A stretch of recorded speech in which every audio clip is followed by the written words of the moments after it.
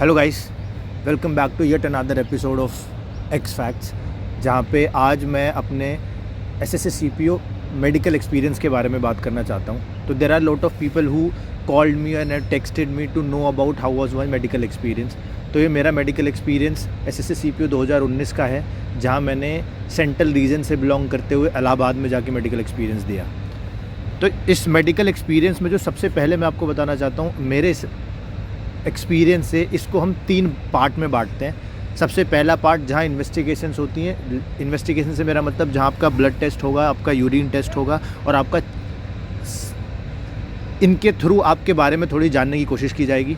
Second part जिसमें आपका x ray होगा और थर्ड पार्ट आपका थरो बॉडी चेक होगा, जिसमें आपको डॉक्टर इनसाइड आउट चेक करेंगे। तो जब हमने रिपोर्ट किया, सबसे पहले वाले स्टेप में हमने वहाँ पे जाके रिपोर्ट किया, अपने डॉक्यूमेंटेशन डन किए और सबसे पहले हमें अर्ली इन द मॉर्निंग हमारे टेस्ट किए गए, जिसमें सबसे पहले हमारा ब्लड टेस्ट किया गया, उसके बाद हमारा यूरिन टेस्ट किया गया।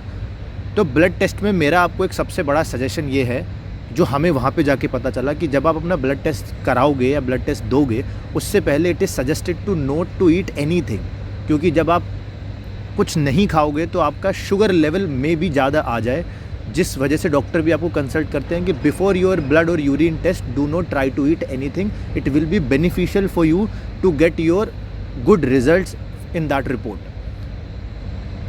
ब्लड टेस्ट में आपका हीमोग्लोबिन टेस्ट होगा। तो हीमोग्लोबिन रेंज में अगर मैं बात करूं तो लड़कों के लिए वो रेंज 12 से 16 होती है और लड़कियों के लिए वो रेंज 10 से 14 होती है। और अगर 12 से नीचे लड़कों के लिए और 10 से नीचे लड़कियों के लिए अगर वो रेंज हीमोग्लोबिन की आती है तो इट इज़ नॉट एक्सेप्टेबल। तो उसको अच्छा करने के लिए रातों रात हीमोग्लोबिन अच्छा नहीं हो जाता, जनरली हीमोग्लोबिन नॉर्मल ही रहता है लोगों का, लेकिन आप अपनी डाइट को अच्छा कर सकते हो by eating good iron rich content food, जिसमें आपकी वजह से हेमोग्लोबिन या फ्रूट अच्छे खा सकते हो, तो आपका हेमोग्लोबिन कंटेंट अच्छा हो सकता है। जो जनरली मेरे वाले ग्रुप में किसी का एज सच बहुत ज़्यादा हेमोग्लोबिन पे कोई इशू नहीं बना था, एक्सेप्ट 1-2 बच्चे को लेके।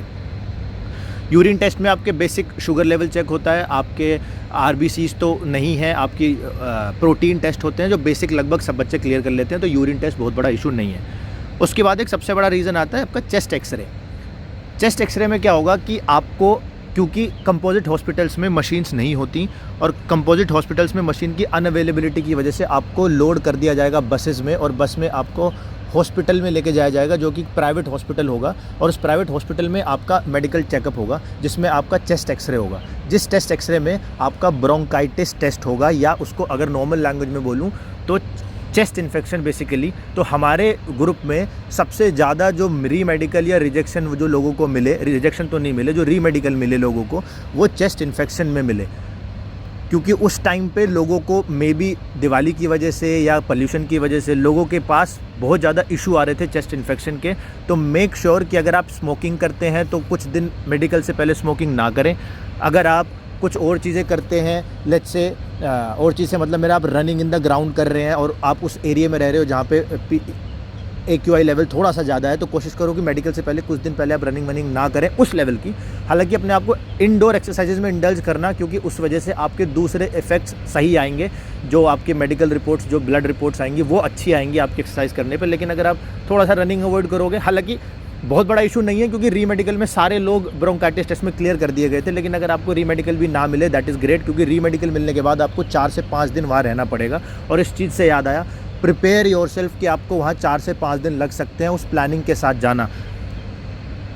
भगवान से दुआ करना कि आप पहले 2 दिन में ही आ जाओ, लेकिन अगर आपको री मेडिकल मिला तो मेक श्योर वहाँ पे लोगों को 7-7 दिन भी लगे हैं मेरे वाले एक्सपीरियंस में 2019 के मेडिकल में। तो मेक श्योर कि you prepared yourself to that level and go prepared for 4 days, 5 days और 6 days, because you can be there for that much of time। क्योंकि अगर आपको री मेडिकल मिला तो चीज़ें उस लेवल पे एनहांस होंगी।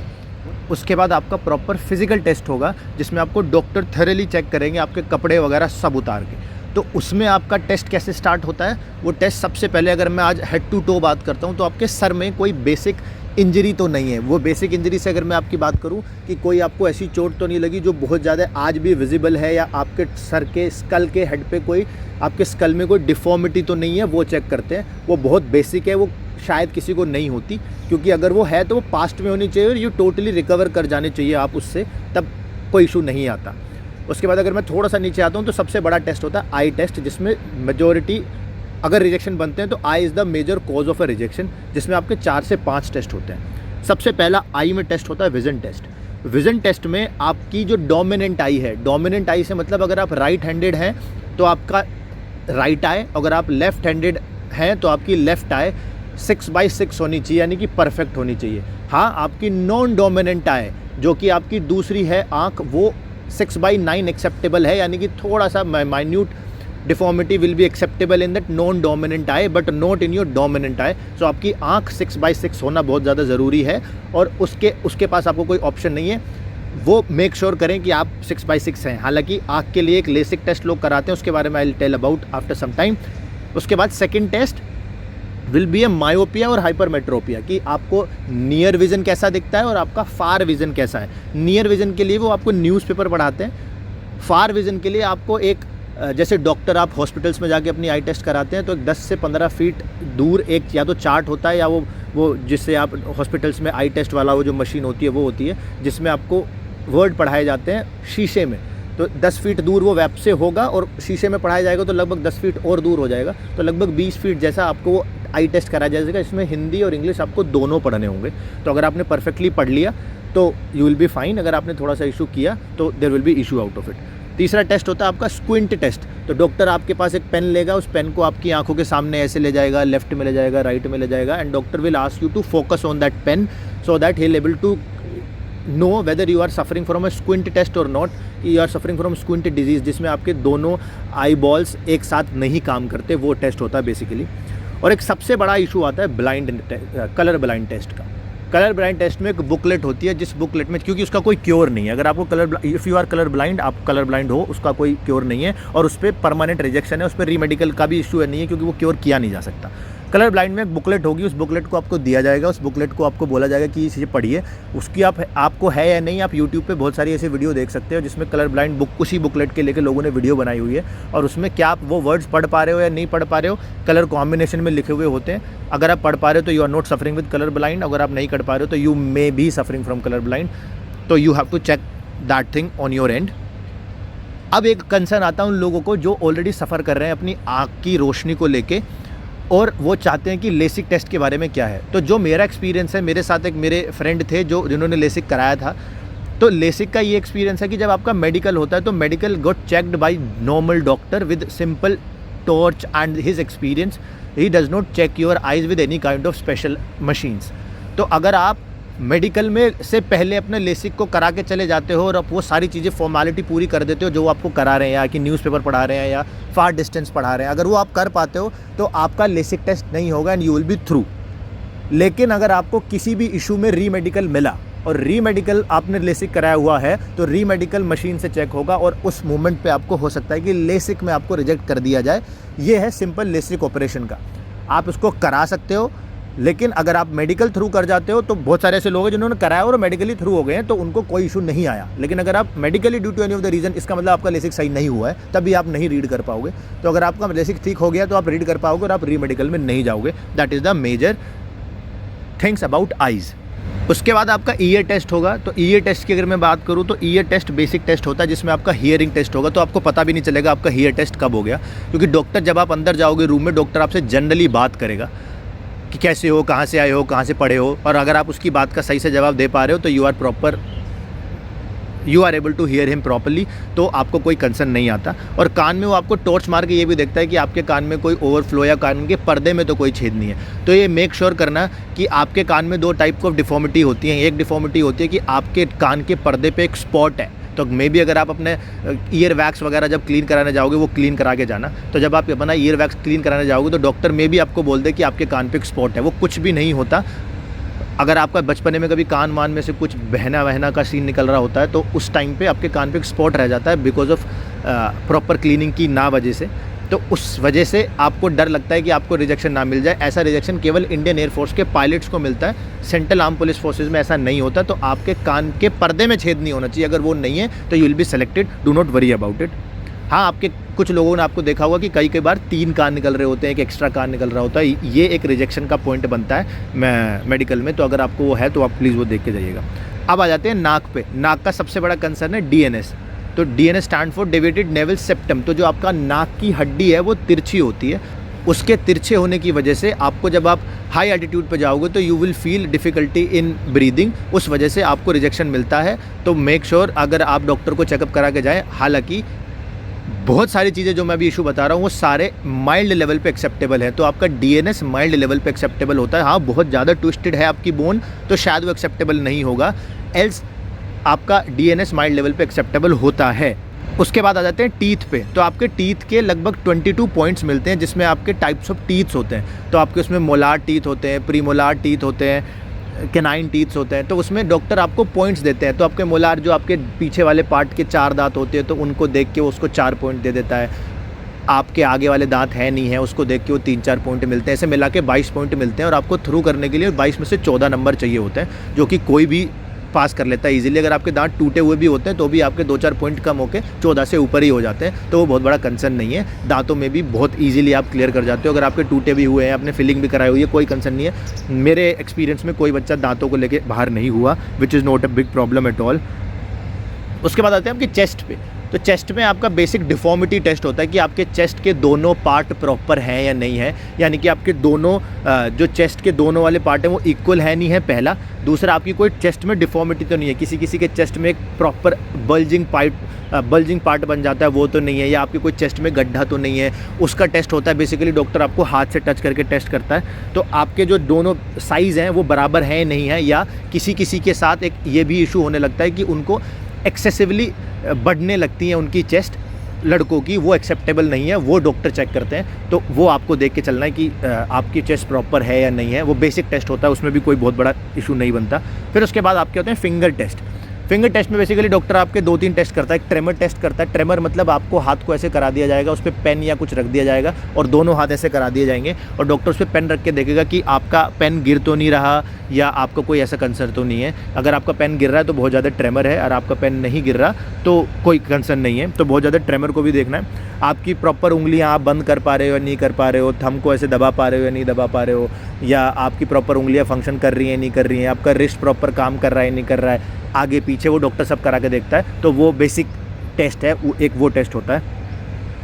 उसके बाद आपका एल्बो टेस्ट आ जाता है कि आपकी एल्बो बेंड हो रही है नहीं आ रही है, और एल्बो में सबसे बड़ा टेस्ट होता है carrying angle test. Carrying angle test मतलब आपके दोनों हाथों को ऐसा करा दिया जाएगा और ये देखा जाएगा कि आपके दोनों एल्बो उस लेवल पे कितने टच हो रहे हैं। तो उस एंगल पे एक एंगल कैरिंग एंगल चेक होता है, जो कि मेल्स के लिए 10 डिग्री टू 15 डिग्रीज होना चाहिए और फीमेल्स के लिए 15 डिग्रीज टू 20 डिग्री होना चाहिए। अगर इससे ऊपर है या इससे कम है तो they can consider you for a rejection और ए रीमेडिकल। और रीमेडिकल में जो आपके थ्रो मेडिकल मशीन से चेक होगा, अगर उसके बाद भी आपको रिजेक्शन पॉइंट मिलता है then you will get rejected, else you will get selected there also. तो आप अपने हाथ को ऐसे करके देख सकते हो कि अगर आपके हाथ नहीं मिल रहे तो you are more over through, क्योंकि मेजॉरिटी रिजेक्शन इसमें नहीं मिला मेरे वाले एक्सपीरियंस में। मैं बताऊंगा कि मेजॉरिटी रिजेक्शन किस में मिलता है आपको, मैं उस पर भी बात करूंगा।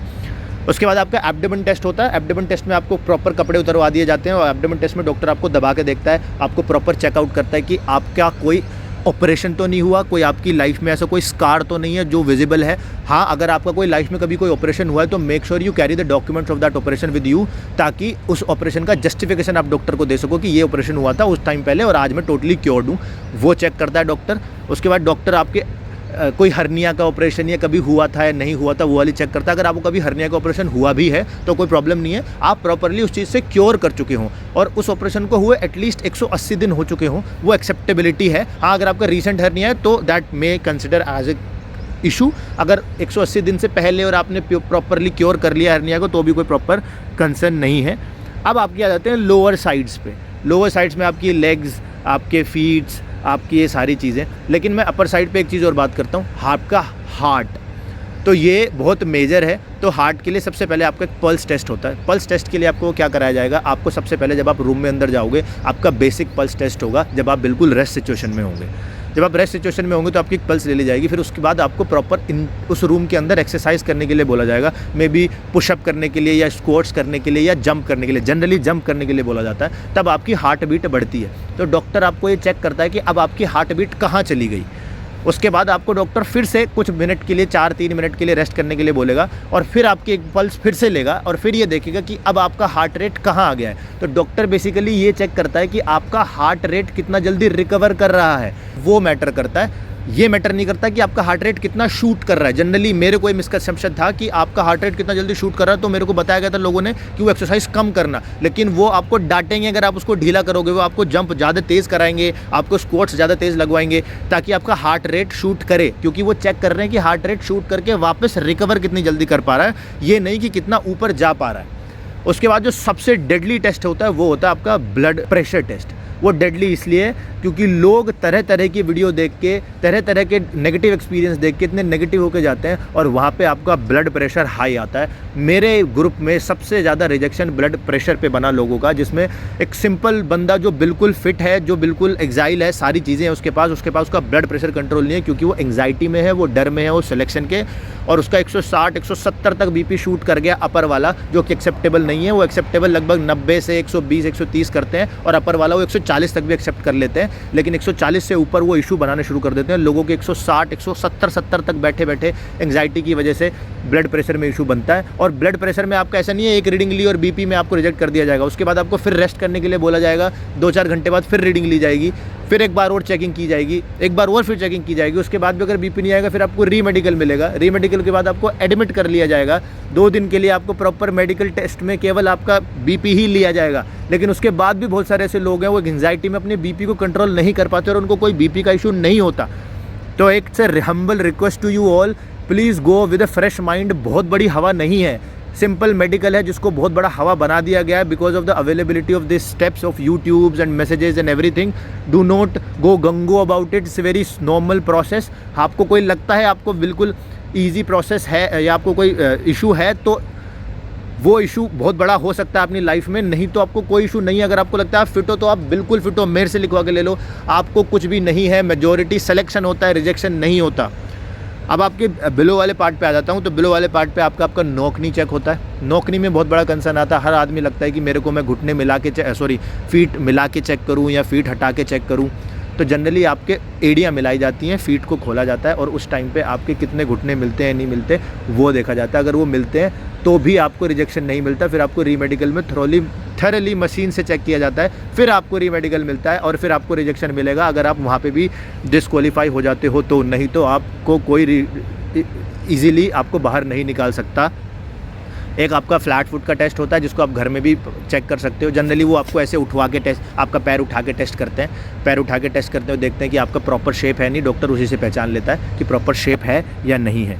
उसके बाद आपका एक टेस्ट होता है जिसको बोलते हैं वेरिकोज वेन नाम का टेस्ट। तो वेरिकोज वेन में आपका जो थाई के नीचे वाला पार्ट यानी कि घुटने के जस्ट बैक साइड वाला जो पार्ट होता है उसमें ये देखा जाता है कि आपको वेरिकोज वेन है या नहीं है। तो वेरिकोज वेन से मैं आपको अपना एक्सपीरियंस बताता हूँ। मेरा एक्सपीरियंस ऐसा है कि ये सारी वीडियोस देख के और लोगों के मैसेजेस देख के इतना रिजेक्शन है, 40% रिजेक्शन है, ये सारी बातें अपने दिमाग में रख के मेरे को अपनी नॉर्मल नसें भी वेरिकोज वेन लगने लगी थी। और ऐसा आपके साथ भी ना हो इस वजह से मैं आपको बता देता हूँ कि सारी आपके शरीर में बहुत सारी ऐसी नसें हैं जो दिखती हैं। Varicose vein is a different नस जो आपको एक छल्ला सा बना हुआ दिखता है और वो एक डेडली लुक के साथ वो आपको दिखती हैं। वो अलग वेन्स होती हैं, उसमें आपको कभी कभी दर्द भी होता है और उससे आपकी एबिलिटी ऑफ फिजिकल एबिलिटी पे कंसर्न आता है, इसलिए आपको वहाँ रिजेक्शन मिलता है। जनरल बेसिक नसों को देख के परेशान मत होना जो आपको मेजॉरिटी लोगों को होंगी, क्योंकि आपने फिजिकल क्लियर किया हुआ होता है तो आप एथलीट कैटेगरी में आते हो, तो आपकी वो नसें पैरों में दिखेंगी, हाथों में भी दिखेंगी। और मैं उन नसों को रोज़ वेरिकोज वेन मान के मैंने अपनी नींदें उड़ा ली थी। आप ऐसा प्लीज़ मत करना, क्योंकि इस वजह से ही आपका बीपी बढ़ता है। आप वहाँ जाओगे, आपको वेरिकोज वेन का एग्जैक्टली में ना पता होने से पहले आप वो जाओगे कि मेरे को वेरिकोज वेन है, तो आपका वेरिकोज का तो पॉइंट नहीं बनेगा, आपका ये जरूर पॉइंट बन जाएगा कि आप बीपी में बाहर हो जाओगे। ये ध्यान रखना कि वेरिकोज वेन बहुत छोटा इशू और जनरली लोगों को नहीं होता, वो 50 साल के ऊपर वाले लोगों को होने लगता है कि उनकी फिजिकल एबिलिटी उस लेवल पे काम नहीं करती, इसलिए। फिर आपकी फीट फिंगर चेक की जाती है कि वो प्रॉपर है या नहीं है, मुड़ी हुई तो नहीं है, एक हाथ के ऊपर तो नहीं है, वो सारी चीज़ें चेक करते हैं। आपका प्रॉपर फीट मुड़ा हुआ तो नहीं है, वो सारी चीज़ें चेक करते हैं, उसमें कोई बहुत बड़ा कंसर्न नहीं आता। अब आपकी लेग की मसल की स्ट्रेंथ को चेक किया जाता है। वहाँ पे बहुत सारी एक्सरसाइज करा के आपको थोड़ी देर चलाया जाएगा, टिप टैप टॉप कराया जाएगा आपसे वहाँ पे देसी स्क्वाट्स लगाए जाएंगे, आपको फिर से जंप करने के लिए बोला जाएगा, आपके एंकल को ट्विस्ट करने के लिए बोला जाएगा, आपको बोला जाएगा आप एक पैर पे खड़े हो जाइए, दूसरा पैर उठा लीजिए, फिर वही चीज़ आपको दूसरे पैर पे करने के लिए बोली जाएगी। ये सारी चीज़ें आपकी लेग्स उसकी स्ट्रेंथ को चेक करने के लिए की जाती हैं कि आप ये सारे बेसिक मूवमेंट्स कर पाते हो या नहीं कर पाते हो, जो बहुत बेसिक है, बहुत बेसिक है। जनरल डॉक्टर आपको चेक करता है कि वो सारी चीज़ें आपके साथ होंगी नहीं होंगी। एक हैमर टो नाम की चीज़ आपके पैर में चेक होती है। वो हैमर टो बेसिकली क्या होती है, आपकी पैरों की उंगलियाँ एक दूसरे के ऊपर आने लगती हैं, तो उसको टेस्ट करने के लिए डॉक्टर चेक करता है। तो आप देख लीजिएगा कि हैमर टो, और आप गूगल करके भी देख सकते हो कि actually what hammer toe is. लेकिन ज़्यादा परेशान मत होना कि बहुत सारी चीज़ें छोटे छोटे लेवल पे एक्सेप्टेबल होती हैं, तो अगर आपको थोड़ा बहुत है भी तो वो भी एक्सेप्टेबल होता है। एक नाम की चीज़ है जिसका नाम है हैलेक्स वैल्गस। हैलेक्स वैल्गस कुछ भी नहीं है, इट्स अ प्रोसेस वेयर आपका पैर, आपकी फीट बेंड इनवर्ड्स हो जाती है, यानी कि आपका पैर थोड़ा सा तिरछा हो जाता है। तो अगर आपको वो है तो आप प्लीज़ देख लीजिएगा। लेकिन मैं फिर से बोल रहा हूँ कि जनरली मेरे वाले ग्रुप में ऐसे ये वाले इश्यूज़ बहुत ज़्यादा नहीं बने। जो इशू बने वो प्रॉपर बेसिकली 2-4 हीमोग्लोबिन के बने, सबसे ज़्यादा ब्लड प्रेशर के बने, और इक्के दुक्के चेस्ट इन्फेक्शन ब्रोंकाइटिस के बने, जो कि री मेडिकल में सारे थ्रू हो गए। सबसे ज़्यादा इशू जो रिजेक्शन मिला वो ब्लड प्रेशर में मिला, नहीं तो नहीं मिला, और कोई बहुत बड़ा इशू नहीं है। आपके बेसिक शोल्डर टेस्ट होते हैं कि आपको खड़ा कर दिया जाएगा, आपको शोल्डर देखे जाएंगे कि वो प्रॉपर शोल्डर्स, आपके प्रॉपर शोल्डर्स हैं या नहीं, यानी कि दोनों अलाइंड हैं या नहीं। बेसिकली उससे बड़ा आपको ज़्यादा टेस्ट नहीं होता। आपकी पूरी बॉडी को एक बार फिर से घुमा फिरा के टेस्ट किया जाता है कि आपके पे स्कार है या नहीं है। अब एक बेसिकली जो सबसे इम्पोर्टेंट है, जो कि आपके प्राइवेट पार्ट्स, आपको बोला जाएगा कि आप पूरे नंगे हो जाओ। अब से पहले जितने भी मैंने आपको टेस्ट बताए, इसमें आप कच्छे में खड़े हुए होते हैं, आप अपने अंडरवियर में खड़े हुए होते हैं। अब मूवमेंट आया है जब आपको कच्छे को भी उतारने के लिए बोल दिया जाएगा। जेनिटल टेस्ट में जैसे आपको कच्छे के लिए उतार लिया जाएगा, तो सबसे पहले मेरे को फीमेल का नहीं पता, सॉरी फॉर दैट, तो this video is oriented towards male. तो आपको उतारने के लिए बोल दिया जाएगा, तो सबसे पहले आपके जेनिटल के फोर स्किन को देखा जाएगा कि whether that four skin is proper और नॉट। आपको वहाँ पे कोई स्कार तो नहीं है, आपको कोई एसटीडी तो नहीं है, सेक्सुअल ट्रांसमिटेड डिजीज़ तो नहीं है, आपको कोई ऐसी प्रॉब्लम तो नहीं है जिससे आगे आगे कोई इशू होगा। वो सारी चीज़ें चेक करी जाती हैं। आपसे बोला जाता है to remove your foreskin of your genital, there will proper checkup of that also. उसके बाद आपके स्क्रॉटम को चेक किया जाएगा, बेसिकली आपके टेस्टिस का दोनों का साइज़ सेम है या नहीं है, और उसके आपके स्क्रॉटम में कोई स्वेलिंग तो नहीं है, या आपके स्क्रॉटम में फ्लूइड भरने की एक प्रॉब्लम है कि वो फ्लूइड तो नहीं है, जिसको हम बेसिकली लैंग्वेज में, मेडिकल लैंग्वेज में हाइड्रोसेल बोलते हैं, तो वो तो नहीं है। क्योंकि अगर आपको है तो आपको पेन होगा। जनरल आप वैसे मत सोचने लगना कि मेरा साइज़ अनइवन लग रहा है या बड़ा दिख रहा है या ये दिख रहा है तो आपको हाइड्रोसिल है। हाइड्रोसिल होगा तो आपको अनबिरेबल पेन होगा, अगर आपको नहीं है तो आपको कुछ भी नहीं है, डोंट वरी अबाउट इट। उसके बाद आपको घूमने के लिए बोल दिया जाएगा। Doctor will ask you to bend down and doctor will look at your anus. In anus doctor will ask you to open your anus part. Doctor will look at, कुछ डॉक्टर केवल दूर से टॉर्च मार के देखते हैं, कुछ doctor आपको टच करके भी देखते हैं, जिसमें आपकी बेसिकली पाइल्स टेस्ट देखा जाता है कि आपको कोई पाइल तो नहीं है, या आपको कोई होमेरोइड नाम का या कोई अंदर ऐसी प्रॉब्लम तो नहीं है जहाँ पे आपको बेसिक मोमेंट में इशू आए। वो आपका प्रॉपर टेस्ट किया जाता है देख के। कई डॉक्टर को कोई इशू होता है तो वो कोई बेसिक इंस्ट्रूमेंट लगा के भी टेस्ट कर लेते हैं, लेकिन वो बहुत रेयर डॉक्टर होते हैं। जनरल डॉक्टर आपको दूर से ही टेस्ट कर लेता है कि वो है या नहीं है। कई डॉक्टर इनको 3-4 लोगों के ग्रुप में भी करते हैं, लेकिन कुछ डॉक्टर इसको सिंगल अलग अलग तरीके से भी करते हैं, लेकिन ये डॉक्टर पे डॉक्टर डिपेंड करता है कि ये कैसे होगा। अब मैं आपको एक चीज़ बताना चाहता हूँ कि अभी मैं आपको एक चीज़, इस सारी चीज़ों को देखते हुए इतनी सारी चीज़ें आपको लगता होगा कि ये चेक होंगी और ये सारी चीज़ें होंगी। अभी मैं आपको यूट्यूब अपनी वीडियो पे एक डॉक्यूमेंट शेयर कर रहा हूँ। इस डॉक्यूमेंट में आप देखिए कि ये सारी वो चीज़ें हैं जो माइल्ड लेवल पे एक्सेप्टेबल हैं। तो अगर ये सारी चीज़ें आपको हैं भी तो भी you will be accepted, don't worry about it. इतनी सारी नेगेटिविटी आप लेके जाओगे तो आपके बहुत सारे इश्यूज़ आएंगे। अगर मैं अब 2019 का सिलेक्शन रेट बताऊं तो 2019 में लगभग 70 से 75% लोग सेलेक्ट हुए हैं। I am not talking about 25% rejection. उस रिजेक्शन में एब्सेंटीज़ भी होते हैं। बहुत बड़ा इश्यूज़ बना दिया गया है मेडिकल को। मेडिकल इतना बड़ा इशू नहीं है। हाँ, चेक आपका थ्रू आउट थरो बॉडी होती है, वो नो डाउट अबाउट इट। आपने अपनी ज़िंदगी में शायद ऐसा एक्सपीरियंस नहीं किया हुआ होगा, लेकिन जितना इसको हाइप कर दिया गया है उतना बड़ा चीज़ नहीं है। Please go with a very stable mind, give your thing, because अब आपके हाथ में नहीं है। अगर आपको मेडिकली कोई इशू है तो भी आप कुछ नहीं कर सकते, नहीं है तो भी आप कुछ नहीं कर सकते। बहुत सारी जगह इधर उधर जाके हाथ पैर मार के अपने आप को परेशान करने की बिल्कुल ज़रूरत नहीं है। ईजी माइंड से देके आने की ज़रूरत है। आप बिल्कुल थ्रू होगे, आप बिल्कुल क्लियर करोगे, बहुत बड़ा इशू नहीं है। Please take care of your self in between indoor exercises वगैरह, और अपनी डाइट का ध्यान रखें। बहुत बड़ा बिल्कुल भी इशू नहीं है। You will clear it. Thank you so much for watching this. You are listening to Ankit Tyagi from Axe Facts, where I discuss things which matter the most.